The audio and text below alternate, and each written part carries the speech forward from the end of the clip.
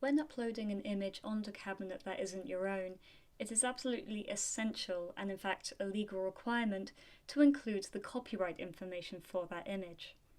This video is going to look at how you can insert this information and also how to find the copyright to an image if it's not immediately obvious.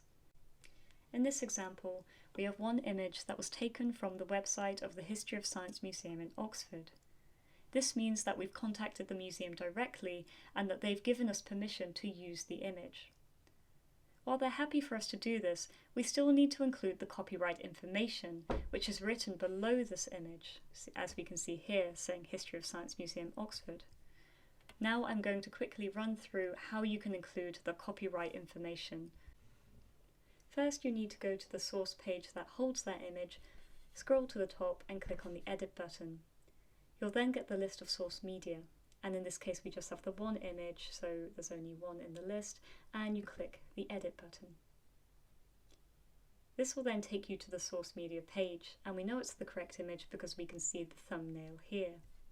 You then scroll down, where you'll find two boxes, one which says Copyright and the other that says Copyright Info.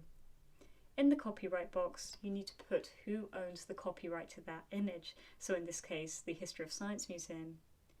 In copyright info, you can put further information about that copyright, so for example, what type of license it's under. If you want to know more about licenses, you can go to the Creative Commons webpage, the address is just here, and if you scroll down, you can find out about the different types of licenses, and it's a really simple and accessible guide.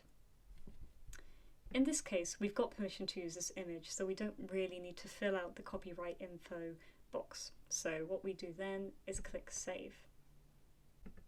This will take you back to the source page where you need to scroll down and click Save again. And then it should show you your source page with the updated copyright information below that image. Now we're going to look at how to include an image that is perhaps external to Oxford and that perhaps you haven't been in contact with the museum to ask if you can use it. So for this example, we're going to use a related object, a portable diptych sundial from the Metropolitan Museum of Art, and I've chosen one from the Metropolitan Museum of Art because most of their images are public domain, and you can see that it says public domain below each of their images.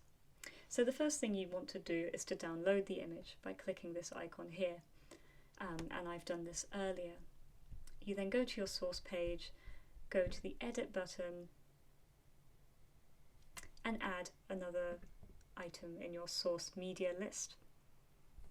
So in this case I've already copied and pasted the title, and then I'm going to clean it up a bit to remind myself that this is in fact in the Metropolitan Museum of Art.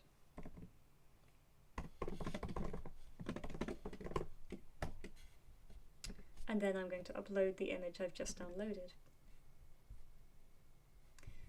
Next, I'm going to scroll down to the copyright information. So this is where you input who the copyright belongs to, which in this case is the Metropolitan Museum of Art, and the copyright information in this case is public domain. It is then really good practice to include a permalink, and you should find this next to the image of the object.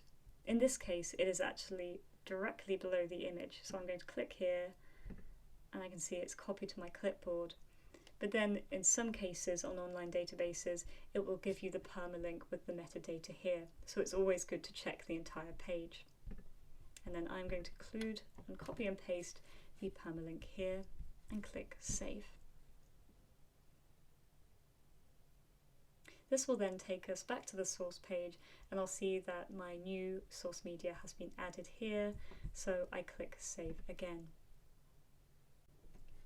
Now we have been taken back to our source page, and where it says History of Science Museum Oxford below the first image, if we click on the second, it will give the copyright information for our new image, in this case Metropolitan Museum of Art public domain, and if you click on image metadata, it will give you the permalink for that image.